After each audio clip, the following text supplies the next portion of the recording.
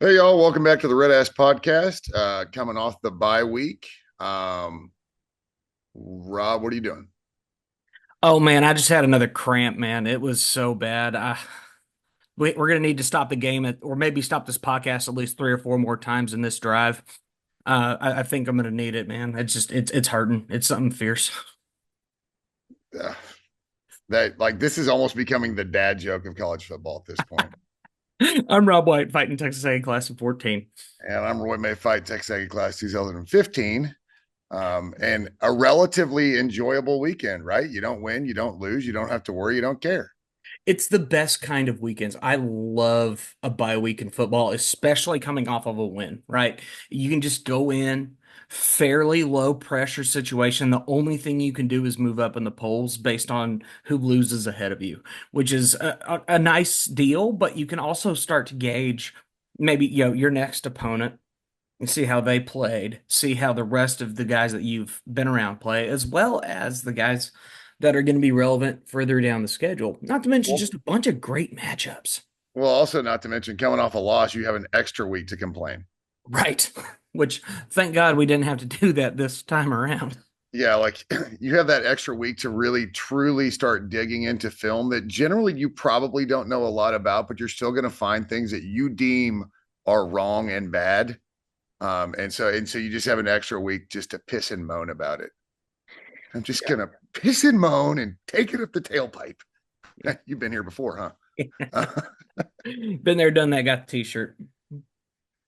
But yeah, no, great weekend. Weather was beautiful. Didn't have to worry about winter illusion. And as much as I love cooking, one of the things I love about the bye week is I kind of get a week off. Like I just kind of get to be lazy. I don't have to come up with some sort of elaborate plan between the smoker, grill, oven. I can just like we just did munchies. That was it. All right, just suck it up. If you want something, bring it yourself. And ended up like I'd planned doing burgers. Ended up doing burgers last night because I just didn't even get around to doing them on game day. But um, but woke Wow. up, was moderately productive. That's the other thing I love about bye weeks is I find myself being really productive around the house. Hmm. But I woke up, had to run a couple errands in the morning. Um, was able to catch Army, just beating the crud out of UAB. Um, Insane. Jordan Daly had a hat trick in the first quarter for touchdowns. That kid is a ton of fun to watch. For the first time since what I the think it was oh Korean 06. War, both are in the top 25, Both in the top 25, which is, I mean, yeah, what, Army's 23, Navy's 25, and splitting them in the middle is Michigan. which is hilarious. By the way, they should have ranked Navy ahead of Michigan. Oh, yeah, come on. But yeah, so a ton of fun. So I got to watch that game, just kind of relax, right? Just then you catch the Red River blowout, which I think we all kind of saw coming, unfortunately. Yeah, I Um, mean, we both picked Oklahoma, but we all knew like this was going to be a well, Texas. it's just because I can't pick Texas. This is a law, all right. I don't. Right. It is what it is. But yeah, that game I think went about how everybody figured it would, especially when you have a freshman starting quarterback. Your wide receiver core Oh, looks like a mash unit. no You kid. know, um, so I was moderately surprised that OU was able to put up really kind of any fight, quite frankly. Um, I mean, they looked okay in the first half, but really once that depth started showing in the second half, they were cooked. if or lack thereof, if you Yeah. will. Um, but yeah, and then winning a slate of night games that were just so great. Yeah, the Oregon Ohio State game, the LSU game, just so many great games. Unfortunately, they were all at once, right? I wish some stuff could have been moved around. Like um, I'm used to the Red River Shootout being at 11 a.m. If they'd have Right. done that, maybe you can move Ole Miss LSU into the 2:30 slot. Of course, LSU fans won't like that because they don't have all day to get hammered. Well, I mean, Uh, God forbid that we have to play while the sun's up, you know. right. Um, But I mean, so we lucked out. So I was over at the cigar lounge watching games all day, and in the back members lounge, we have four very large widescreen TVs that are all set up for whatever game. So at one point, we had whatever. I mean, everybody was playing, and so we could like bounce back and forth, and whatever games we weren't able to see, they were reporting on. So it was good. Yeah, we got a chance to watch a lot of games at the same time, especially right around that 2:30 slot. And then I The whiskey was flowing pretty good uh on this particular Saturday. So we were locked in and having very deep discussions in the back lounge regarding where Texas football was, because there was a couple of Longhorn guys that attend the lounge, so it was kind of an interesting back and forth, which all ended up boiling down into a discussion about Schlossnagel, and I didn't much care for that, but we were just, what can we do? Weird place to live if you're a Texas fan. Like plenty of Aggies live in Austin. Austin is the capital of the state, and but Yeah. like if Austin, like if Texas were in Nacogdoches, or San Marcos, I can't imagine living there. Like I would find a way to find employment somewhere else other than to like surround. Like if I was like I'm a Cowboys fan, but I'm not a diehard. I wear the star 6-7 days a week. But if I were, like, I couldn't imagine living in Philly or New York. Or hell, even Houston, I mean, just even a city within the same state. I mean, it's yeah. Well, and when you have those rival teams, yeah, especially in your division, yeah. I mean, having that kind of fandom in those towns, it's a dangerous prospect because there are a lot of people that really do. I mean, I saw this on the cruise, and it was one of those deals.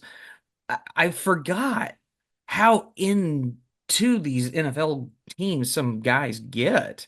Like, I mean, there was a guy on the boat every single day wearing some sort of Philadelphia Eagle paraphernalia. Every single day. It was a hat, a shirt, a something. I was like, golly, do you have anything in your closet that's not green? Well, and this goes back to something I'm sure we've said plenty of times. Like professional, like NFL fans are the worst, and generally professional sports fans tend to be like way, way worse. And then there's Because hockey. well, generally, college generally you have some sort of draw to the team, right? Right. Like you went to the school, or your kids go, or your parents go, or Yeah. went. But pro fans are there's not a lot of college football stadiums with prisons in them. All right. But NFL stadiums, on the other hand, have confinement cells. Um, Yeah. so that in and of itself should kind of give you an idea. But we actually kind of touched on this weekend on Saturday, just watching. You get up, you turn on game day, and it's on the West Coast, so it's just dark, right? Because it's just dark 30 out there still, Right. and they're packed and they're loud and they're crazy, and then you watch everything going on around the Red River Shootout, with the state fair and the stadium being like dead split down the middle. And then you go see Death Valley at night, and you see Autzen Stadium, which only seats 60,000 but is a complete bonkers madhouse, right? Mhm. And it just reminds you, like, there's just so much there's it's just such a higher level of pageantry when it comes to college football. Professional football, like the NFL, is just kind of a business, and that's really what it is. And while I understand that college football is certainly a business, that passion and that fanfare and the traditions and all this other stuff just make it so much more special than the NFL. And that was just hammered home on Sunday watching games. You just all right, here's kickoff. Here's a football game. Now here's the 3:30 slot. More than likely it's going to be the Cowboys. And then there's the Sunday night game. And there'll be a Monday night game. And by the way, we're going to do Thursday night. So just flip it on. It's become so stale. And this isn't just because the Cowboys are sucking shit through a straw, by the way. Fair. Like the Cowboys suck, but I'm kind of used to that at this point. But it's just such a stale product. Speaking of the Cowboys game, though, maybe we should call it the Lions game. Kudos to Aaron Glenn and Dan Campbell. They just Yeah. pantsed the Cowboys in Jerry World on Jerry's birthday. Well, and I mean, Dan Campbell is just one of those personalities, and not to Love mention him. I mean, I love him, and people, anybody who hates on the man, the only reason you're hating on him is because he's not your coach at this Because stage. he's beating your team. Exactly. You mentioned the pageantry of college versus NFL, and I mean, having been to several NFL games and been to many different college environments, whether it's A&M associated or not, it's so cool walking into these college stadiums because you got the bands playing. They're playing the school song that's been was written however many years ago, and you've got the fight song that's been, prevalent for however many years. Certain traditions, the chants, yells, whatever, that's something that's very particular to college. You see it a little bit in the NFL, like, the JETS stuff, but like with the Jets, Eh, but it's on such a smaller level compared to what you see with college. Like, I think that's the reason, I mean, believe it or not, that was the main reason I started getting more into Premier League, back in 2013, was because, these guys are singing for 45 minutes and then, halftime, and then they go for another 45. They don't well, and I stop. think what you see in Premier League, I think is more it's more in tune with college football Yeah, because exactly. London doesn't have a club. London has six, right? And Correct. so it's like all these different boroughs within London hate each other, right? Because you have Palace, and yeah, whatever. But you have like Chelsea, and you have Tottenham, and you have Arsenal, and you have West Ham, and you have Bournemouth, and you have Palace, and they're all within one city, but like their diehard nature is, it's second to none. And I think that's where a lot of college football fans, if they would get over the whole like I'm not going to watch something for an hour and a half and it be 0-0, Right. like, but it like get into the pageantry of what is really the Premier League, to be honest. And this is, and it's funny because Premier League fans will tell you the same as they get out of these older stadiums, these old boxy, great, awesome venues, and they move into these more corporate structures. The fans are complaining more and more because they feel like the passion is leaving the sport. And Right. so, like, Exactly. but what's crazy is in college football, we can build a 107,000, 112,000 seat stadium, and it doesn't change anything.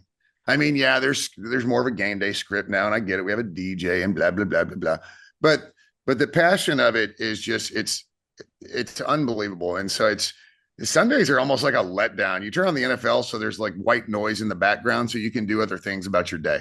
You're right. That's kind of where I've hit with the NFL.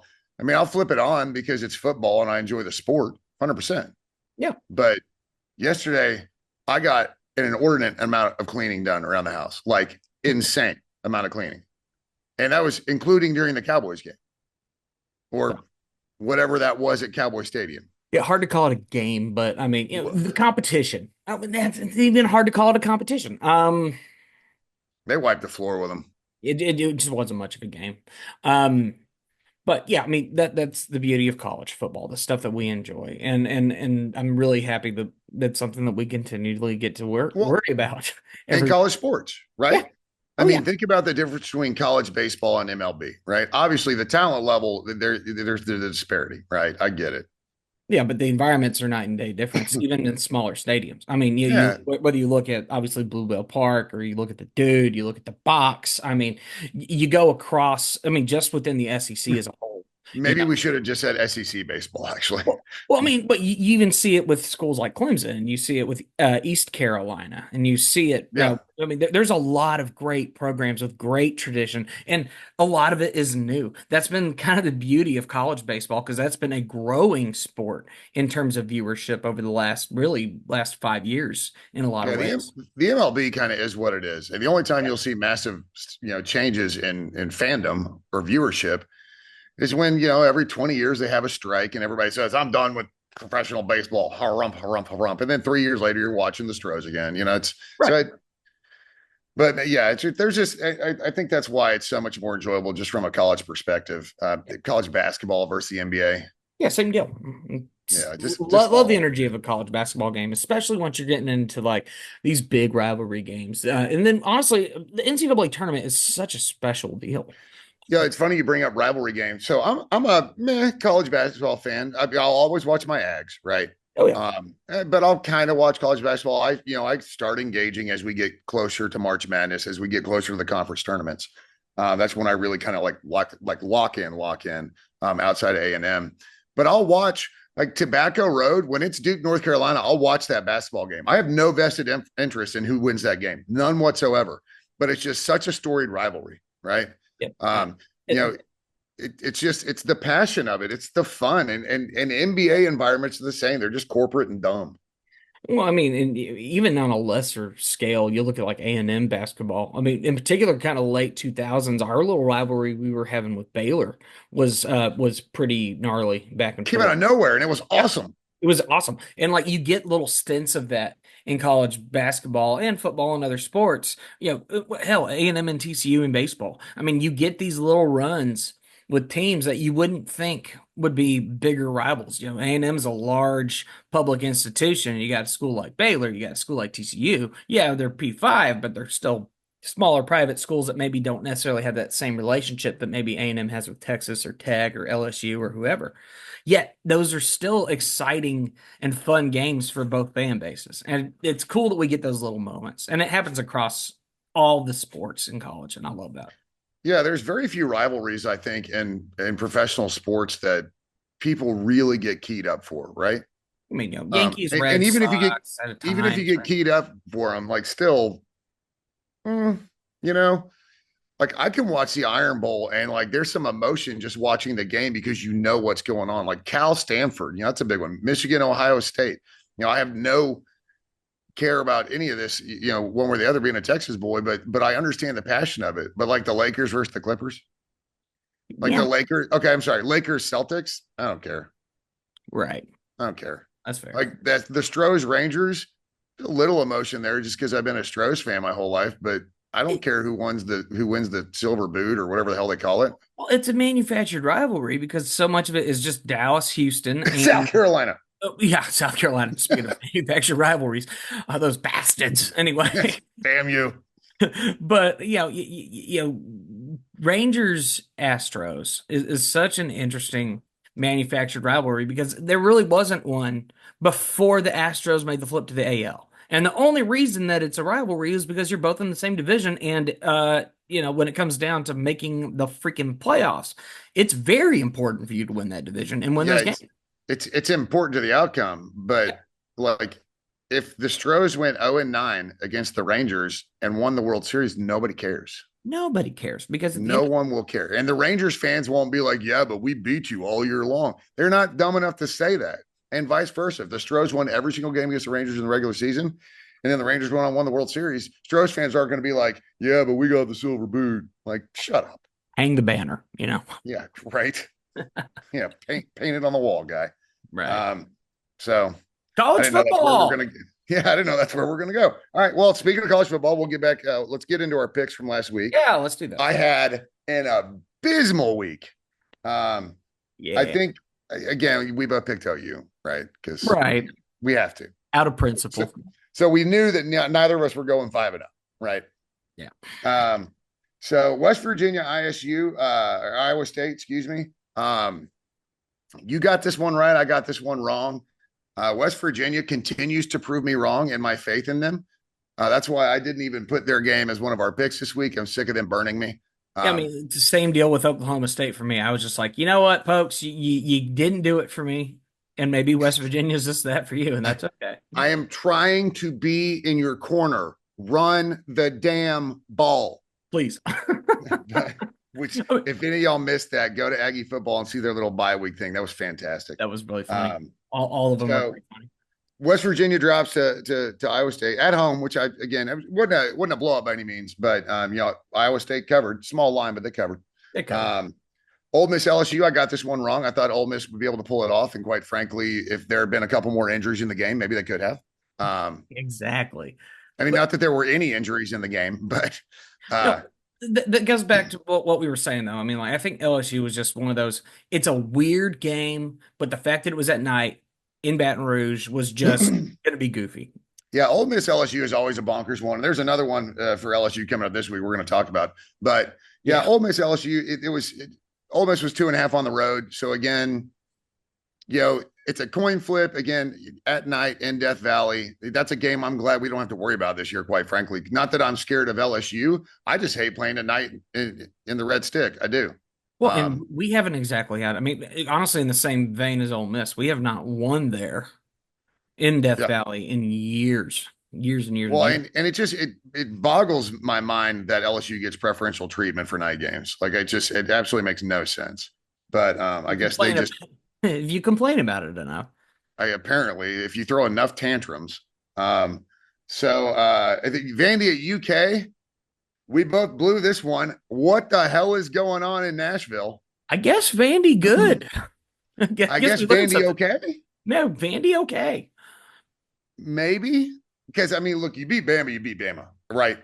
They, the stars align. Everything was a little weird in that game, and Vandy's able to pull it off. In theory, you should be able to go on the road and beat Kentucky, but we've all seen these one-off upsets, and I Right. think we're all still prone to be like, but it's Vandy, right? It's Vandy, and it's not baseball season. What are we worried about, right? Right. Uh, But but okay, all of a sudden, Pavia's got something going over there. Vandy, Coach Lee, you know, I will say one thing for Vanderbilt: they're loyal to their coaches, and it's almost always been to a fault. But maybe Coach Lee's got something cooking in Nashville. So we both donked that one. And how um, do you not though? Kentucky's 14-point favorites. well, and I was going to say, I'm not sure if you saw the comments from Mark Stoops after the game in regards to the whole Oh my NIL gosh, deal. what a moron! All You're I can literally say, saying that you need NIL to beat Vandy. all I'm saying is if what actually happened last fall when the whole Ross Bjork fallout with Mark Stoops because we pushed back, if that actually happened, I'm patting Bruh. ourselves on the back for that because I Yeah, hey, cannot believe he said that. that is a dub for the former students. That is a big time dub. I can't believe he Not said having Mark Stoops. He, for those of you who don't know, he got on. He got to the microphone, the post game conference, and basically started complaining about not having enough NIL after losing to Vanderbilt at home. They were in Lexington and they were 2 touchdown favorites. And one of his go to lines was, "I need more NIL." You need more NIL to beat Vandy, that. Better bro. Vandy, but Chacho, still Vandy. look, if this line had been close, like if Vandy had done a lot of stuff before Alabama, so the Alabama upset maybe wasn't quite as crazy, you'd be like, maybe Vandy's a little more on even footing with Kentucky. But if that was the case, it wouldn't have been a 2 touchdown spread. Yeah. 14 points when we picked it, man. 14 points. And you lose to Vandy at home. You're in Lexington. You lose to Vandy, and you're complaining about NIL. This is going to have the reverse effect. They're going to stop giving until they fire him. I mean, yeah. I mean, you just unfortunately showed your hand here. Like you showed that you don't know what's going on, buddy. What a schmuck. What a schmuck. A schmuck. Sheesh. I can't believe he said that. I mean, I I, legitimately cannot believe he said that. I was shell shocked when I saw that clip. Obviously, I wasn't like hanging out watching the post game press conference. But when you say something that stupid, I don't have to hang out to watch the press conference because No, it's going to go everywhere. yeah, it was all over X. It was all over Facebook. It was everywhere. And I remember hopping on X when I saw that post. And I mean, my jaw damn near hit the floor. I was like, he did not just say that, That's dude. one of those things where you almost want to pay for like a week's subscription to Big Blue Nation just to see what the boards are saying, right? I bet they're losing their Um, mind. and then the premier game of the week, which I thought was premier game, and it had to be, is number 2 versus number 3, right? Yeah, Ohio absolutely. State travels to Autzen. Um, yeah, they're up early. Pat McAfee's making jokes about just getting high as a kite on game. Like Pat McAfee, he's got a shtick, and it is what it is. You either like it or you don't. I think it's hilarious. I love it. The entire college football world needs a world where Pat McAfee is sitting literally right next to Nick Saban. This is the world we need. Well, and I think that's going to be the natural progression, right? So we've had, Corso, who was the coach, right, on the pod. Well, it sounds like his health thing is too lingering to be that he's going to come back. Right, and I think it's a natural, kind of switcheroo. I think Saban fills that role really well because I mean the dude can obviously analyze the game better than anybody on the Oh planet. gosh, yes. Well, and go back for those of y'all that are younger, if you're listening, go back, 10, 15 years and listen to Lee Corso. The man knows football. All right. Yeah, He's just unfortunately declining, but the man understands football, he right? does. And I think the playoff with him and obviously as unhinged at times that our friend Pat McAfee can be. But guess what? The kids love it. And they interact and they have a great time. And I've had more fun watching game day with Pat McAfee on there than I have in years. It's impressive. Well, and the dichotomy between him and Nick Saban. So Nick Saban, like Mr. Super Serious, right? If you haven't seen it, there's it's like Airbnb Verbo commercial, whatever. I can't remember which one it is. And Yeah. he's like sitting down with all the rules, like no fun. No, like that's a nice grill outside. Don't touch it. Don't Like touch that's it. daddy's grill. Like And that's exactly how the entire college football world viewed Nick Saban the entire time he was a coach, right? Now it turns out we're getting to see a little fun side of Nick Saban, but Yeah. he's still serious and obviously wildly knowledgeable. Yeah. But Pat McAfee's no moron. This guy played at the NFL level, right? No, no. For a good long while. And so I think just the personality difference between those two, I honestly, I think it also reinvigorates Kirk Herbstreit's role a little bit because Kirk was almost turning into like the care provider for Lee Corso, No kidding. right? Yep. And so it didn't allow Kirk to kind of engage in whether you like Kirk Herbstreit or not. I think he's a great analyst Yeah. relative to, sometimes when he's play by play, he gets super homerish. But I think on the panel, because there's enough across the panel for agreement and disagreement, I think it works really well. Yeah. And I think Nick Saban and Pat McAfee being there has loosened the leash a little bit on Kirk as well. So again, I love game day. But anyways, Yeah, that game. Ohio State goes out there. What a game to watch. It was. It was a That was blast. such an exciting game. So if you're not an Oregon fan and you're not an Ohio State fan, if you watched that game and didn't get anything out of it, you need to change sports. Yeah, that was a Right. great game. Holy cow. Great game, amazing environment. Autzen it's just one of those smaller bonkers, right? Like we were talking about Premier League, when they're a little bit smaller, they're a little bit more intimate, they get a little bit crazier, even though there's not as many people. Mm-hmm. West Ham's at London Stadium now. We have 2-3 times the capacity we had at the Bowl-In Ground, and the atmosphere is stale and dead. Right. So great atmosphere, great game, unbelievable. Like it went down to the wire. Like you just can't ask for anything better than what happened. The curiosity about the whole Dan Lanning extra person on the field. Did you see this? Was that on purpose? Because it's only a 5-yard penalty now. I don't if that think was on purpose, I don't think it was, but if it was, I can't fathom that it was. no. Like that. That's not the 4D chess some of the best coaches in the world are playing, right? That's a little different. So I can't imagine that was on purpose. But if I were Dan Lanning, this reminds me a lot of Lieutenant Spears, right? And later on in the series, Yeah.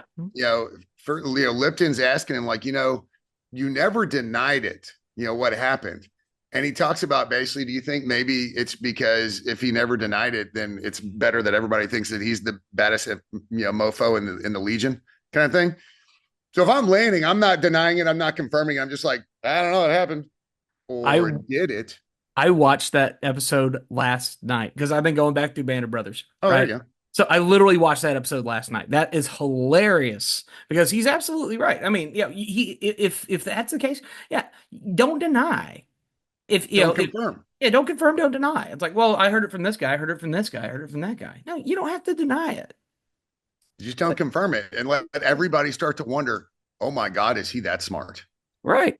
I mean, just right. Get their wheels spinning a little bit. Why not? Well, and then what's the other saying? It's better to be quiet and thoughtful than open your mouth and remove all doubt.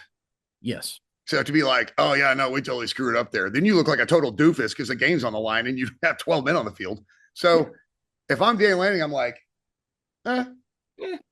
what happened. That's right. Was it on purpose? I don't know. I don't know. But that was a great game. And not to mention, yes. Oh my gosh. Well, and there were a handful of other games, of course, that we didn't pick in the slate that were also fantastic, between Penn State and USC. Honestly, I'm so glad we didn't pick that because I would have picked USC all day. I think we talked about it. Yeah, we did talk about it. Yeah. It's so here's the interesting difference. And they were talking about, I think they talked about on game day, traveling 2 or more time zones. College teams are having a hell of a time. Like they're not winning at all, traveling 2 or more time zones. Yeah. But there is a difference, and I know this from years ago because, I love fantasy football, right? I've played it for decades, literally decades. And there was a point where I had 3-4 teams going on. I was managing 2 of the leagues, and I really started to dive into those stupid stats, right? Mm-hmm. Well, I don't know, man. They're playing on Thursday night. It's supposed to be a 3-quarter moon. I don't know. So you're these stupid things. But there is one stat that holds up in the NFL. You'd be really surprised when they travel from the West Coast and the East Coast. From the West to the East Coast, and they play an early kickoff, they're sub 500. Right. And it's not just barely sub 500. See, that's the thing. Penn State traveled from East to West. Right. So I think USC goes to Penn State. And if Penn State loses 70% of its production, after the draft or what in graduation, and USC goes out to Penn State next year, I don't care if USC is better than they are this year. I would be willing to bet that USC will drop that game. It's weird. It's a crazy stat when you're talking coast to coast. East to west doesn't matter. West to east is when it does. Right. And So that was really we interesting. were we were rewarded with fantastic football all Saturday. Well, I mean, yeah, South Carolina, Alabama, the end of that poor game.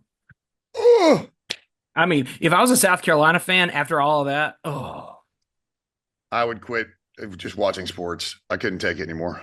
I mean, just the clock management at the very end was just abysmal. Uh, Like you did everything else right. You get your score, you have a perfect onside kick, and like you're in prime position to get down the field and at least kick a field goal, and you blow it. You absolutely blow it. Like there was like I have no equivalent to this. I mean, you choked. yeah, no, You just had it big and you time. You choked. choked on the bone, man. And it God. was funny because so I'd gone into the kitchen, but I have this little hole cut through so I can see the TV from my kitchen. Yeah. Because that was like upgrade number one in this house when I bought it. Let's make sure I can see the TV from the Yeah, kitchen. of course. Um, Equivalent. but so South Carolina scores and they're kicking off. I leaned my head through it. I was like, watch South Carolina F around and recover this onside kick. Because that was the only way to really make that game entertaining, right? Hmm. Because if Alabama gets the ball off the kickoff, no matter what, this game is well beyond over. Yeah. South Carolina, they get it. Like nobody gets onside kicks. Nobody does ever, ever, ever, ever, ever. And then you do, and you blow it. Absolutely blow it. It'd be tough Um, to wake up a South Carolina fan this on Sunday morning. no. No, but there was one final game I wanted to touch on, which Mhm. leans in nicely to next week, and that's gonna be Mississippi State at Georgia. Ah, yes. And So yeah, now good game. Georgia wins comfortably in the end, right? Yeah. Double digits, 40 to 30, wasn't it? Yeah, 41-31. 41 Correct. 31. Yeah. So 10 digit, 10 digit win would be a really good offensive day. 10-point win, 10-point win. So, eventually they're comfortable. So it's funny you bring that up because I wanted to touch back real quick on on the South Carolina game because it's a bye week, right? Go hunting, go fishing, clean your house, go on a date with your wife. Like, just do things, right? And my first thought is between Mississippi State and South Carolina is Texags has got to be on fire with BAS going, oh my God, Mississippi State next week. Oh my God, South Carolina. And I think we already talked about South Carolina being a bit of a trap game to begin with Could be, especially being on the road, but because on the road and where it is in the schedule. yeah. Mississippi State is not a trap game. They're 1-5. Right? They are 1-5. Please stop. They're They're 1-5. they're 1-5. They're 0-3 in conference. They are the dead last team in the SEC. They are number 16. A&M is currently number 1. That being said, looking back at this game flow, as it were, right? You've got Georgia kind of pulling away there. Second half of the second quarter, they go up by 2 scores and then eventually 3. They make it a 27-10 game going into the half. And then you score a big one right out the gate, 34-10. And in the eyes of most people, all right, game's pretty much done at that stage. Yeah, I here mean, goes Georgia. right. State does come back and score a couple of 3 total touchdowns over the last 2 quarters, along with Georgia kind of putting the exclamation point there with 3 minutes to go to make it 41-24. And they score a garbage time touchdown, to make it 41-31. A little better looking, but at the end of the day, I mean, Georgia had 605 yards of offense and a couple of turnovers that helped out Yeah. Mississippi State. Can you say that a little bit louder for the Baptists in the back? What time?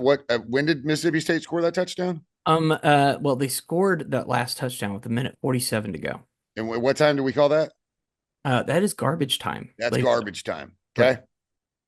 Just want to make sure everybody in the back pews are getting that. Right. Because look, Mississippi State's a bad football team. All right.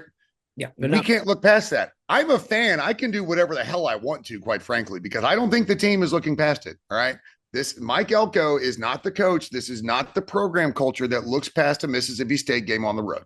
Okay. All right. Yeah. Looking at the stats from this game, this is where I find fascinating. 600 yards of offense. 600 yards of offense, which Georgia got 146 on the ground and 459 yards through the air. Meanwhile, on the flip side, if you look at State's rushing, they only had 79 yards of rushing, 306 yards passing. And again, I'm sure a good chunk of that was in garbage time. Probably a ton of it was in garbage time. So So it was this is a 17-point win that was had a little fairy dust sprinkled on it right at the end for South Carolina's or for Mississippi State's feelings. All correct. right. Yes. South Carolina, look, South Carolina's not Mississippi State, and I get that, right? Yeah. Like we've already talked about South Carolina being a trap game. And this was before they showed up in Tuscaloosa and damn near derailed DeBoer's, you know, time 10-year ban before it got started. No kidding. Um, so look, fans can do whatever they want to. As far as I'm concerned, if you want to talk about we're going to be, us and the Sips are going to win out until, Thanksgiving weekend and it be for all the marbles, then go ahead, man. Drink. I don't care. Like Dude. as fans, as people that do podcasts, you can talk about whatever you want to. And there's no, we need to make sure we don't look. If I look to 2027's football season, it's not going to affect us. Okay. Right. Like it's going to be okay. But This we team, this culture, from everything that we know of Elko, they're not looking past Mississippi State. No. In fact, if anything, that was probably a game of focus in the watch party if the players did end up having some sort of watch party, right? Like this is definitely a game to put a lot of focus in on for us going into this next week. And I'm sure they were not overlooking what happened in South Carolina either. But you look at what's going on with Georgia. Like their top receiver, Arian Smith, he had 5 receptions for 134 yards and a touchdown. He was averaging over 25 yards a catch. And the next closest guy was Is that averaging, good? yeah. And Because it seems good. the next guy was averaging 16 yards a catch, and then 10 yards, 10 yards, 5.5, 30 yards a catch. I and mean, and they ran for what, like 150? 146 yards. Yeah. I mean, They ran for 150 and they didn't have to run at all. yeah, they absolutely, yeah, And quite they didn't run much. I mean, well, and quite 20 frankly, I minutes think we all overrun. know that this isn't the Georgia offensive pass, right? That Georgia is not clicking. Yeah. They're just not. All right. And we'll get into Georgia here in a second with Kirby Smart and that whole mess. Yeah, I wanted to touch on that, but yeah, you're not um, wrong. This is not the same Georgia team we've been seeing, they're which is they're just something yeah, they're just not clicking. they're not. It's surprising that we're at this point in the season and the light hasn't gone on for Georgia. Yeah. So, but I love it. This is what we talk about with NIL and parity across rosters. There's no one team that's just going to walk out and blow anybody away right now. Because honestly, a lot of people thought it was Texas and a lot of people thought it was Ohio State. Well, Texas kind of struggled with Mississippi State. Texas hasn't played an offense with a pulse. Yeah. I mean, They haven't played anybody that can throw the ball. And Ohio State just lost on the road to Oregon. Georgia isn't this train barreling down the tracks like Bama was for years, right? So no. I think it's great for college football. but Now we just need to get rid of NIL and get it into revenue sharing, but that's a whole nother conversation. I was gonna. There was a comment that was made. I don't remember if it was Portnoy or somebody, but somebody made a comment to the effect of, Oklahoma was putting up a fight in the first half. Obviously, not much of a game.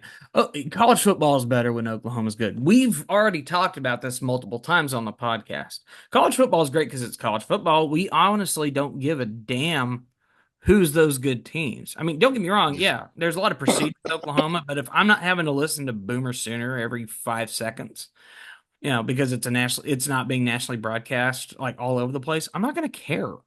Sports are better when there's more parity. I The agree. only people that love dynasties are the people that are in them. All right. Right. I mean, Like, did anybody fall in love with Alabama? They were like, you know what? I went to A&M, but gosh, they're so good. Let me go get me an Alabama hat. hell, just turn around and look at the professional leagues, right? I mean, people are like already pounding their chest about how, oh, a potential World Series between the Yankees and the Dodgers is a great thing. I'm like, how? Because the two most, the two richest teams finally were able to put it all together, and Well, have a shot at a title. Like, well, get I out of think maybe that's what makes me like. I love baseball. I played baseball before I played football, right? I mean, yeah, baseball is probably my first sport love ever. same. Easy, going away. As soon as the Astros lose, I'm done watching baseball for the year. That's where I've been. All right. I mean, I've kept up with a couple of results. Like I was hoping to see Hinch and the Tigers maybe to go do something, but outside of that, I just didn't care. My I'm not only other even that deep. Like literally, I could not tell you who won a game. I don't care. fair. Stros are out. I'm done. Next sport. Move on. Stars are playing. They're undefeated. So Stars are playing, Ags are still playing. Yeah, so let's get in some picks for the. Oh, you know what? Hold on. Let's touch on the Kirby Smart thing before we get into Yes, let's picks. do that real quick before All we right, go. because I think you and I might have a different reaction to this. So I'm going to let you lead with this because I know you wanted to talk about it. Okay, yeah. I mean, you see the video evidence of what happens with this whole deal. I'm not sure if anybody did see it, but basically, Mississippi State's quarterback he takes off for a run. Was it Van Buren? Is that him or no? Yeah, it was Van Buren. So he goes for a Is it run the, and the seventh president, fifth president of the United States? That Van Buren? yeah, Martin. The No, Van Buren boys? this guy's name's Michael. Little Seinfeld Close. reference for you. So close. But he goes for a rush, ends up going out of bounds, converting first down. And on the sideline, ends up kind of over by Kirby Smart. Kirby Smart kind of runs towards the guy, pushes him like right next to an official. Nothing's commented about it too much. And it, it's one of those things, as a head coach putting a hand on the other player, especially in that fashion. Not a great look. So this is one of those things where there's probably needs to be some context. I didn't see it Probably. live. I haven't seen extended clip. Looked like Kirby Smart was pissed at the official. I don't think he was looking at the kid. I think he was just like, get the hell out of my way. Now, again, you don't put your hands on a player. Like Sure. ask Woody Hayes. But Yeah, classic. but this isn't something like what are you gonna do? Suspend him? I mean, it's not he wasn't coming for that kid. That kid was in between him and whoever he was going for. All right. Right. Now, if I were the SEC, I'd fine him. And I'd Probably. fine him probably pretty hefty. I'd probably fine him $100 or $200,000. Like it'd be a big fine, but that'd be the extent of it. Because Yeah, it's not like he was going after that player.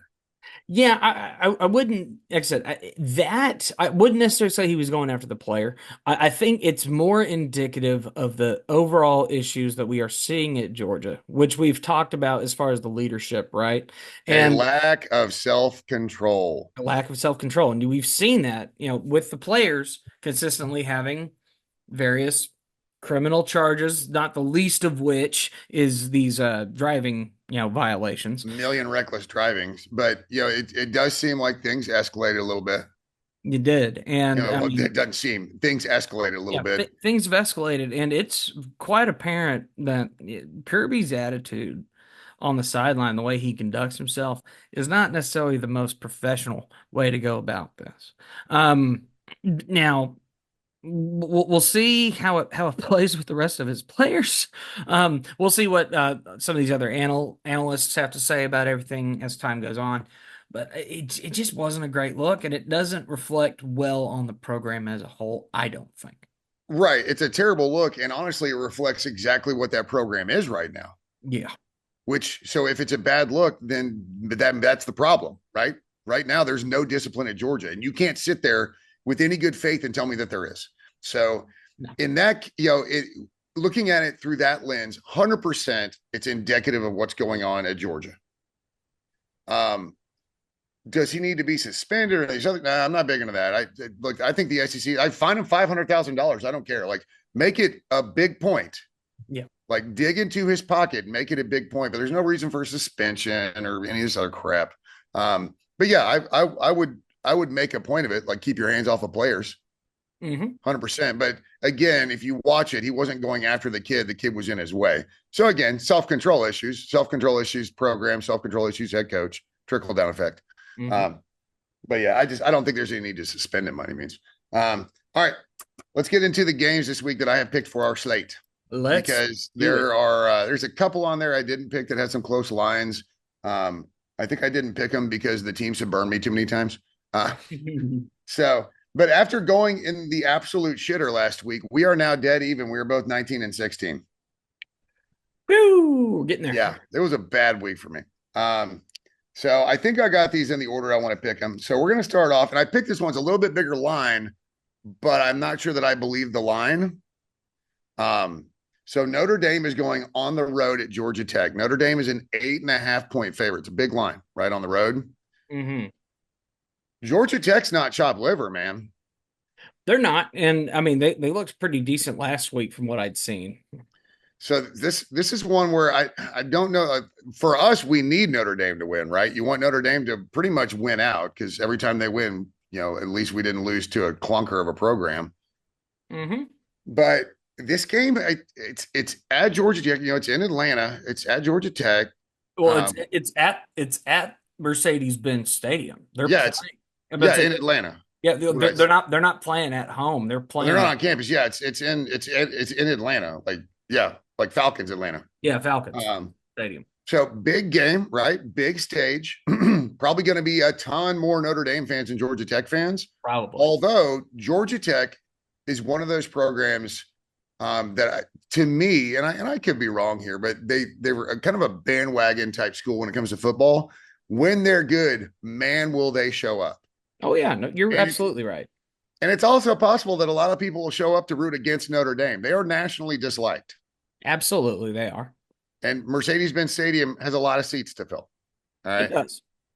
so 8.5 points. I'd rather it be on campus, but it's still at home basically for Georgia Tech. It's right up the freeway.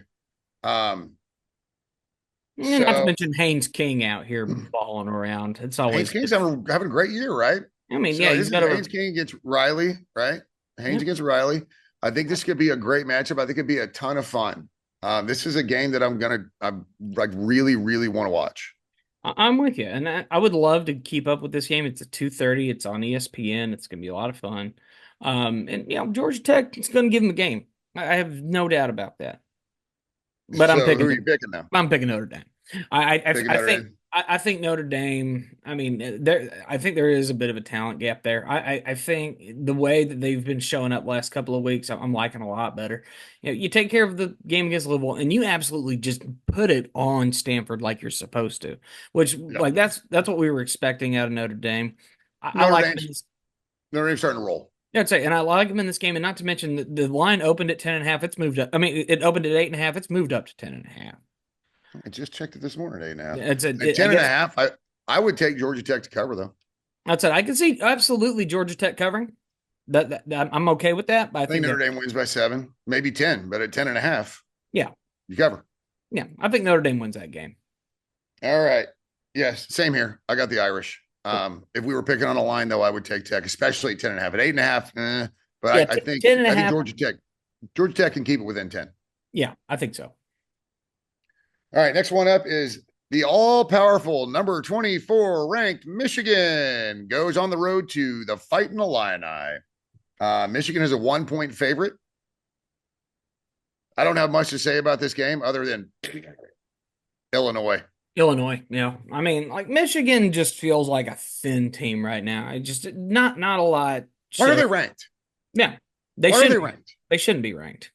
They shouldn't be ranked. They're Period. being ranked. They're being ranked strictly because they have that M logo. That's the Yeah, reason they're being they're being ranked because they're wingtip helmet. That's right. it. You lost to Washington. Washington's not good. No, no, they're not. That's about the long and short of it. Washington's not a Well, good football team, and you Army's lost. 23rd, Michigan's 24th, Navy's 25th. Yep. Do you, like on a neutral field right now? Do you think Army could beat Michigan? Yes. Do you think Navy could beat Michigan? Potentially, yes. Do you I think mean, Vandy could beat Michigan? oh yeah, like Then what that's. are we doing with these rankings? I don't disagree with you. I don't disagree with you. Like I said, at the end of the day, it's because your number happens to be next to a very famous logo in college football. That's the Yeah. long and short of it. You're getting the benefit of the doubt because of who you are historically, and that should not be the case ever in college football. Put Army and Navy But ahead. it always is. Yeah, it always is, and it always will be, unfortunately. There's this whole stipulation around these blue bloods that have earned their right to be in the top 25. And I'm like, no, no, no, no, no, no. If you are a 4-2 team, which is what they are right now, with the losses they have, granted, yeah, you lost to number 1 Texas. Okay, yeah, that's a good football team. But then you turn around and you lose to Washington, who's not a very good football team. And yet you're still ranked ahead of a lot of undefeated teams. That's what's bonkers to Yeah, me. that's what bugs me. There's a lot of really good undefeated teams that should be ahead of you right now. Because when it all comes out in the wash, if you haven't lost a game, you should be ranked ahead of those who have. Agreed.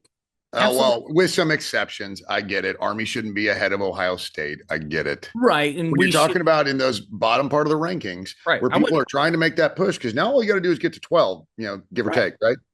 I mean, I wouldn't put us ahead of Ohio State even with one loss apiece, right? I Oh, mean, no. I mean, you look at who each of us lost to. I mean, Ohio State lost a much tougher matchup. Just Yeah, a fact of 100%. life, you know. Yeah, there's got to be an eye test part of it. Oh, So, absolutely. all right, next up, the battle for the Golden Boot. LSU is on the road at Arkansas. LSU is a 3-point favorite because nobody's figured out Arkansas, and everybody thinks LSU are world beaters because they beat Lane Kiffin's injury fakers. Rebels, excuse me. Yeah, Bears, whatever they are. this game has shades to me a little bit of last week, obviously with Ole Miss. We talked about weird games and weird places with weird teams involved, right? And we've talked about how Ole Miss, when they Stranger host up, things. that's it. When Ole Miss travels to Baton Rouge, it gets weird. When LSU travels to Arkansas, Fayetteville gets weird. It has every single time. I feel like it's two fan bases of people that are truly like trailer trash in its definition. Two groups of people who I have had plenty of run-ins with, and frankly would not be caught in polite conversation if I was stuck in between the two of them. If I was at this game, I'm pretty sure I would be in the 99th percentile of IQ. That being said, is it going to be crazy and wild? 100%. Well, in this game, honestly, LSU Arkansas, I think it's a great rivalry. It's this game Yeah, is nuts no matter where they play, right? yeah, It it's a just great game. is. It's a This great is the game. kind of game when Arkansas goes on the road. For some reason, it's like at 2:30 in Baton Rouge as opposed to a night game. Like Yeah, this, everything rare. is always. This is another one of those weird ones. Um, I don't know what else I can say about this. I think you kind of checked all the It's boxes. weird. Look, I believe in Arkansas more than I believe in LSU. I agree. So I'm going to take the Hogs in this one. I will also be taking the Hogs in this one. I believe it or not. Like I said, this was one of those. I think LSU, yeah, they went out there, they won. Emotional, overtime game over Ole Miss with all the extra factors. Man, I like what I'm seeing out of Arkansas at home. And you know that those fans are emboldened with their win against Tennessee, right? And if you Oh can yeah. beat Tennessee, we can beat LSU. Those fans are going to be rocking and rolling that place. Well, it's funny you say about emotional win over a good like, and Ole Miss is by no means a blue blood, No, but Lane Kiffin is a darling of the media. Ole Miss showed us last year that they might be going places, right? Then they spent a lot of money in the transfer portal. But this goes back to, was Ole Miss really ever a top 10 team? Can we say that without reservation at this point? So who did LSU beat, right? we don't know. So that we and we're halfway through the season. I don't think we know yet. I think we have a better picture of it than the first rankings of the year when they came out. Yeah, So I I mean, like you're if we played Ole halfway. Miss this year, I could see us beating Ole Miss. I mean, with our defense, yeah. I mean, we've seen it with this Ole Miss team. I mean, they've been high flying, death defying, scoring 70 points, but you're doing that against high schools. You Yeah, know, it's like with the moment you've actually played some legitimate defenses, you run into some problems. And A&M, at least at this stage of the game, I think it's fair to say that we have shown to be an elite defense. At yes. least, yeah, at this stage of the game. So if we can continue that. I mean, I think it would be pretty clear to most people across the board. There's a lot of teams in the SEC that traditionally I would find to be a tough matchup that this year I'm really not all that worried about. I look at guys like Alabama. I wouldn't be scared of Alabama this year. I wouldn't be scared of Ole Miss this year. Georgia. Frankly, yeah, and heck, Georgia would, yeah, it'd be a good game. I think A&M Georgia would be a phenomenal game. I think that's a far more balanced matchup. I mean, do I think Georgia potentially wins that one? Yeah, but do I think A&M and Georgia put on a much better show than we would have last year? 100%. Do I think that the two best teams in the SEC reside in the state of Texas?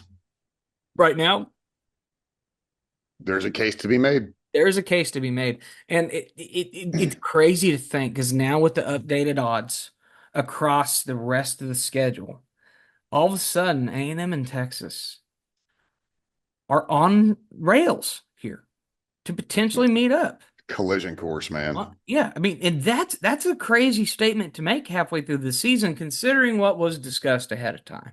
Um, I don't know if that's what ends up happening. There's a lot of things that have to happen before we get there on both accounts. I mean, for the love of God, Texas still has to travel to Vanderbilt, Well, nice. which is Well, crazy to say, but yeah, well, it kind of is, right? Well, what's funny is, so a couple weeks back, we were like, the Texas game is going to be amazing because either we're playing for the playoffs or we're playing to knock them out of it. What if Texas is playing to knock us out of it? What if that's how it ends up by the end of the year? So it's, it could yeah, be. I mean, again, we we can look haven't forward. We we can. haven't we haven't seen Texas play a caliber team that was really on their level yet. They haven't faced Or somebody anywhere near. or anywhere I think near I think really. I think that's why even at this point the jury is still out about Texas. That's not me being a maroon. Let's take my maroon glasses off. Texas is a really good football team. All right, but I want to see them do it against somebody that's pretty good. And so Their, far, they haven't done it against anybody that's shown to be pretty good. their Right, marquee win is ranked 24th right now, and shouldn't be and and shouldn't shouldn't be be ranked. ranked. Yep, Yeah, 100%. Their marquee win is against a team that we both agree the Service Academies could probably beat. If Army played Texas, they would get run out of the building. And I still think Army could beat Michigan. I agree. I mean, that's just where we stand. So, oh, God, but yeah, I agree with you. So, all going back to this game, I agree. I think Arkansas wins it. Yeah, boy, we get some rabbit holes today. We did. Some bunny trails. I'm loving So it. speaking of the SIPs, though, Georgia goes to DKKK Royal.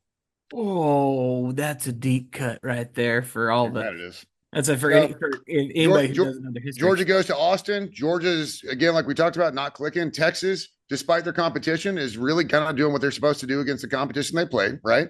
Hmm. Mississippi State holding in check a little bit. Oklahoma kind of looked like they had a pulse, but uh, this is a big one, probably biggest of the weekend No, without a by doubt. I far. mean, By far, I don't even know where Georgia's ranked. Top 10, right? five. They're number five Five. right now. This is five at number one. Can Texas hold up against a defense that's good? And can the Texas defense actually perform against an offense that can throw the ball at all? Like throw the ball at all. They haven't played a passing offense yet. But this is probably one of the better passing offenses you're going to see. I mean, you saw what they did just last week with Mississippi State. I mean, you put up over 400 yards passing. Doesn't matter who you did. That's an SEC defense. You put up over 400 yards. That's dumb. It's dumb. Yeah, And you weren't absolutely. playing from behind. Yeah. Yeah. And so, I mean, you've got Georgia and Texas out here. And man, this is a tough matchup. Like obviously preseason, any of us would have asked, like, oh yeah, no, Georgia's gonna walk, dog walk them, right? I mean, Until that's we what. figured out that Georgia hadn't figured out how to play football yet. Well, Georgia needs to figure out a lot of things, not Yeah. not the least of which is football. But I mean, if we're talking, this is a tough deal. I mean, you got the opening line here, sitting the opening line, it opened to even, and now you've got Texas sitting at about a 3.5 favor. Yeah, I got 3.5. So Right. I think it really comes down to the fact that Georgia just hadn't gotten it figured out. Right. Right. And so and Texas, despite competition, Texas is clicking, right? They have. I mean, they are in the good flow of things, and not to mention Quinn Ewers is back in the backfield. And it's at home. Yep, it's at home. It's gonna be a night game, 6:30. It's gonna be prime time. Game day is gonna be in town. Gonna be It, rocking. it's gonna be probably the biggest game in Austin since I would say probably the 2016 Notre Dame game. Gosh. Yeah. I mean, if we go back to like all the hype and all the excitement, yeah, they win that game. Texas is back, folks. Only for you to lose to Kentucky. I mean, to lose to Kansas later in the season. But Tell you you, what, Texas beats Georgia, Texas might be back. I'd say if Texas beats Georgia in this game, I think it's a pretty definitive. Okay, Texas is the team that we got to focus on this year. We That's belong in the SEC kind of thing. right. So I've got Georgia. I also have Georgia. I mean, Yeah. you Again, guys. we're not. I just can't. I just can't. But unlike last week, I can actually see a path to where Georgia can win this game. Well, especially with the passing game, right? I mean, we're talking an outstanding passing game, and we're going to see if the unstoppable force can break through the immovable object, and 100%. it could happen. I mean, Texas, yeah, statistically, yeah, they look outstanding, but anybody's going to look outstanding with the schedule that they have at their talent level. Yeah, we're going to find a lot. We're going to find a lot more about find out a lot more about Texas over the next few weeks. Just really kind of entering that what we always like to call the grind of SEC play, right?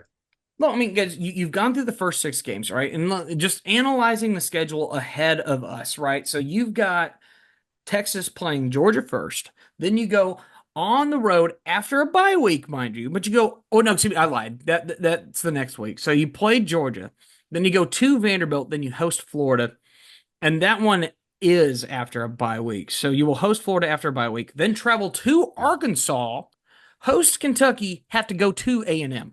That Arkansas game is going to be tough, tough. That Arkansas does not like Texas. Oh, yeah, as much as they don't like us, they really don't like Texas. I Yeah, you mean, ain't lying. that's old Southwest Conference hate right there. 100%. So, I mean, really, the rest of their schedule, I'm not necessarily saying that they're going to go over by any means, but if you Oh look, gosh, no, no, they're no, too good of a football team. I no, just, I but just, I don't know that they're going to go undefeated. But this week will tell us a lot, I mean, you could see them going 5-1, 0-4 over, I mean, like 4-2 over those last several games potentially, or yeah, we'll see. It's or they just, could run the slate. or they could run the slate and be, 11-0 heading into Kyle Field. So Yep. who knows? All right, so we will come back to the rest of this here in a second. We got to get a phone call in. And we're back. We had to sort out a couple of things with the electrician. Literally having technical issues. Like we are having technical issues in the sense that I have some electrical issues in my home. That's why if you actually watch this on YouTube, you'll notice that my background's a little different. Um, Yes. don't ask. All right. It's fine. So all right, so let's get into our game, right? On the road, Starkville, miserable, cowbells, yeehaw.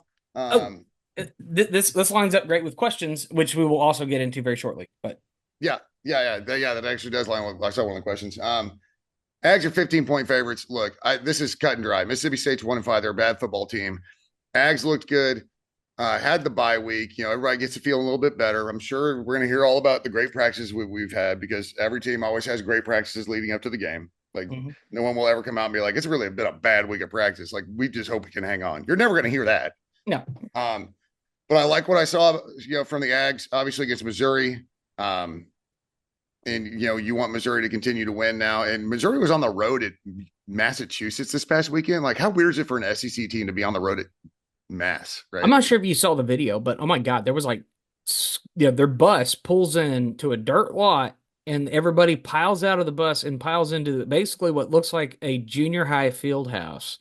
I mean, it literally looked like a high school stadium setup. That's literally what was going on at UMass, and they treated them like a high school team. Yeah. Beat them bad. No, they did what they were supposed to do, and I get that. But I've got Ags. I've got Ags covering. And it's a tough place to play it. I know we don't have a great history there. I don't care. History doesn't dictate Saturday's game. All right, it No, just doesn't. no, and Playing well. I believe in Elko spending the bye week, getting everybody's minds, keeping their minds right, staying on point, staying focused, having the extra week to prepare a little bit against a team that's just bad at football. and this is the same Mississippi State team, mind you, that we ended up firing Jimbo Fisher after he dropped 40 on last year. Yeah. And that was already in the works. Everybody knew the firing was coming. But regardless, this is not a very good Mississippi State football team. A&M should absolutely go in there and dog walk them as we are expecting to. And I'm with you on that. I mean, we as the fans can look at this game and talk about all the extra, the X factors that we've had to deal with in the past. This is a different football team. This is our football team. This is Elko's team. He's going to go out there. Yeah. He's going to put it on them because he I think that's the understands the difference. assignment. He understands the assignment. We are 5-1, 3-0. They're 1-5, 0-3. Go out there, do your damn job. Yeah. All right. So we're not going to have any movement between the two of us this week, one way or the other. Yeah, it was one of those weeks. The picks made sense.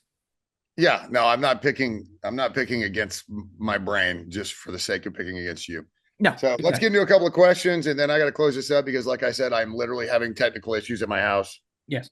So we got to speed run these real quick. But Garrett Smith, our buddy, had two questions. Number one, assuming we at least one of y'all, which is both of us, have been to Mississippi State, are the cowbells loud or are they clickety clacky as they sound on TV? Two, should we have kept the snowball whiteout tradition we did for a couple of years? Let's start with number two. No. No, we lost that No. game. Damn it! Yes. No. Please no. And the uniforms we wore when we were in school, that silver tech. No. No. No. No. No. No. I did like, so State comes out in 2012 wearing all white, and we came out in the all black. That was pretty cool. I don't think anybody's going to deny that. That was our first big alternate uniform we ever did on the road at Starkville right before we played Alabama the next week. And everybody was like, "Oh yeah, A&M will just come out in maroon, it'll be fine." No, we came out in all black and dunked on them. It was awesome. Well, so and I look, I like the all white uniforms we wore this year. So Yeah. if it's like within the rotation of what we wear, I don't have a problem with it. But like doing a special uniform at Mississippi State is just a bad idea. Well, and the only reason it happens is because we're both Adidas schools, and Adidas likes to show off their uniforms against other Adidas schools. And we've Yeah, seen that happen for years. I mean, if you look at us in the past, we've had several uniforms that have been yeah, used against State, which is yeah. another. And it's every time it's against State, and every time we play against State, we do something stupid with our uniforms, we friggin' lose. So don't do that. Yeah, how about now? The first Um, question, what are you asking about? The cowbells? yeah, so are they loud? Yes, they are. Bro, they They are suck. loud. They suck. I hate them. They are miserably loud, straight up, dude. Like so when we went there the year before, they had just enclosed one end, right? Wasn't that Yeah. the yeah, yeah. And I'll tell you what, dude, they are legit loud inside there. Obviously, when they go on the road, you only have your little student section, but man, when you're talking about 60,000 people with freaking cowbells and legit cowbells, not like I put this on my, mum for prom kind of crap. I'm talking about full blown like you girl, like if you're born into a Mississippi State Bulldog family, I guarantee. So you know how like when Ags have kids, they get a 12th man towel and it says class of 20 bajillion or whatever, and we do that. These kids are born with cowbells and they're legit. And Rob's got one. If you're watching on YouTube, you can see it. If not, Rob has got one. It is full fledged a cowbell. Yeah. These things don't play around. And I believe it or not, I got a Please hold. don't. I Please got a don't. hold of this one. This was actually a really, really funny deal. So when we went and played, um, let's say, listen, I ended up getting a hold of this one. It was just anyway, without going into all the details. I just got a hold of this one. So we got, obviously the state on this side. I threw an A&M on there just to have for posterity. But yeah, when you have 60,000 of these things ringing around, it is so obnoxious. And I mean, I would highly recommend if you are traveling there this weekend, bring some ear protection because you're going to hate life. Well, and on top of that, I think you really truly understand how loud they are when they all stop. Right. Because they all have to stop at a certain time, when the offense is getting ready to snap the ball. So, yeah, I think maybe you even learn how, because there comes a point where it's almost white noise, but every time they stop, you're like, oh, I'm back on earth again. Yeah. And So, yeah, they're bro, they they're, are loud. they're obnoxiously loud. They're Cincinnati, clingy. They're clingy, clangy when they're on the road because there's not that many of right. But them. yeah, they're quite loud when they're all going. And I would highly recommend ear protection if you're going to the game this weekend. And hopefully we get up early and often enough that the fans just kind of peter out. And that's what happened in 12. That's what's happened a few other times. That's what's going to help us. So Yeah, they get sick of ringing the cowbells when they're losing. exactly. So Jonna did say thoughts on the NCAA settlement. She and I actually had this conversation last night to an extent. And I think I might have touched on it earlier today, and that was probably because I was thinking about it last night. The sooner we can get away from the NIL model and to revenue sharing, I think the better off we'll all be. I agree. I'm a firm believer in that. The only entities that it's going to hurt are the schools, and the schools have been raking in so much money, and it's Yeah. something I think we covered. The schools have all this money, and yet they're still coming to the fans going, "Hey, we need more money." Well, then you're not running a tight enough budget. You're overpaying way too many people, Yeah. and it's going to have a trickle down effect in athletics, but it's not going to affect the athletes. And I think that's where this is moving, and I'm fine with that. And the Yeah. arms race, like when it comes to building facilities, fine, man. Ask, you can ask the donors for everything you want to because there's plenty of donors out there that want their names on buildings, they want special access, they want all this, and that's what that stuff is for. The revenue that you're getting from all these TV contracts and all this other crap needs to like some of it's got to be going to the students because NIL creates a model that is completely out of control. And it's because the way NCAA basically released it. Again, we use this phrase all the time. You can't put the toothpaste back in the tube. It's too late. Too late. So what we really got to fight towards, or what I really hope we're going towards at some point is revenue sharing with some sort of athlete players association. I think that's the way. Yeah, I'm with you on that. Um, One final question. This is from Jive Jimbo. Oh, excuse me, Jive Coach G. I don't think Uh, Jive Jimbo's around anymore. nope, nope. Jive Coach G said, "Did y'all catch the U.S. men's match on Saturday? Any thoughts about Tuesday's match against Mexico in Guadalajara? Does Robert Earl Keen win a Grammy for his new album?" He peppered us some questions. I did not catch the match. I saw some highlights. Same. Love to see that opening goal with Pulisic and who contributed to it. Of Yeah. course, as soon as I want to think about it, I can't remember. Oh. Match against Mexico and Guadalajara. Here's my thoughts about that. I'm sick of international breaks. Stop doing it. That's my thoughts about it. Go back to the Premier League. Go back to Bundesliga. Get back to your job. All right. I'm so sick of international breaks. We had 2 international breaks and we played like 5 matches in the Premier League. We're already on our second international break. It's garbage. Yeah, Stop. you're not wrong. Now, as far as that match specifically, we're playing Mexico in Mexico, man. Like, could there be a more exciting like game that means nothing? Well, and not to mention playing Mexico in not Mexico City, because I feel Right? like we almost always play them in Mexico City. So the fact that it's going to Guadalajara is very interesting. Yeah. Um, I will be watching. No, I'll be watching that match. So I'm excited about it. But well, I haven't watched enough international competition this year to be able to tell you. Um, and you saw we signed new coach.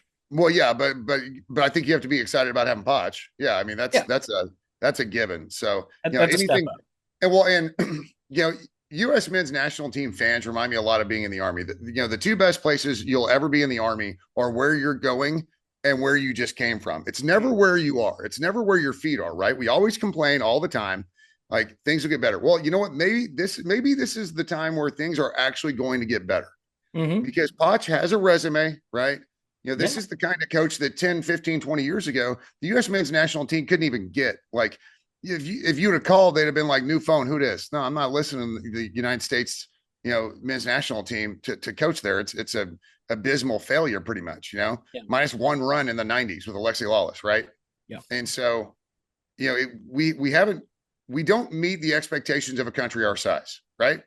No, but then again, a lot of the bigger countries don't, right? Like we haven't seen it with China, we haven't seen it with India, like in terms of population, right? I No, mean, I'm talking about in terms of development, right? what Germany, England, Spain, Portugal, Mexico, Canada. These are the Canada resources, yes. resources. Resources, yeah, the resources for soccer. I mean, they're all there. We have the athletes. We can absolutely field some kind of team that would be able to compete on Feels that. like we haven't had a manager in forever, Right. like What was it? worth a dookie. I mean, I like Jurgen Klinsmann all right when he was here, right? Oh, that's fair. That's Yeah, but I I like liked Jurgen. him. Yeah. But And he did well while he what do was we want? here. Yeah, But he gets run out, and it's just kind of been us kind of kicking the can down the road with some of the best athletes that we've ever had playing for the men's national team. yeah, just wasting it, wasting the Wasting talent because of poor head coaches. right. So that's where I think you have to be excited. It's Potch, man. It's Posh, and I'm okay with that. Yeah, I think taking a guy like that who's got Premier League experience, who has big time professional experience, and can apply that to those higher level players in the international realm, I'm okay with. I think he's yeah. going to be a perfectly fine He's coach. just a ton of international experience. So I think you have to be really excited. So I think that's where maybe the match on Tuesday should be fun to watch. I mean, it's not completely worthless. I get it, but still. It'll be interesting. But he Go also back asked, to England. yes. And then he wrapped up with, do you think Robert Earl Keen's new album deserves a Grammy? That being Western Chill, it's a great record. I'm a big fan of it. I like it a lot. I feel like Robert Earl Keen should always be in contention for things like that because he's one of my favorite writers. But you know, But I think realistically, this is one of those things where we all picked OU last week just because we hate Texas, right? all right. So yeah, I could pick RDK to win a Grammy because I love him, but no, I would I, love for it I to just be. can't It's a see it. great record. Yeah, no, I just can't see it. Like the, and this is just a weird little side rant. The days of musicians like REK winning Grammys are just about done. They are. Unfortunately, we're at a day and age where like every song has to be produced a certain way. You have to have this many writers on it. You have to have this many, like people And you around have the to be market. well liked and in the right circles. Yeah, I mean that's a fact of life. And Or brand new, but some older artist or somebody well entrenched in the industry found you and has set you on a path.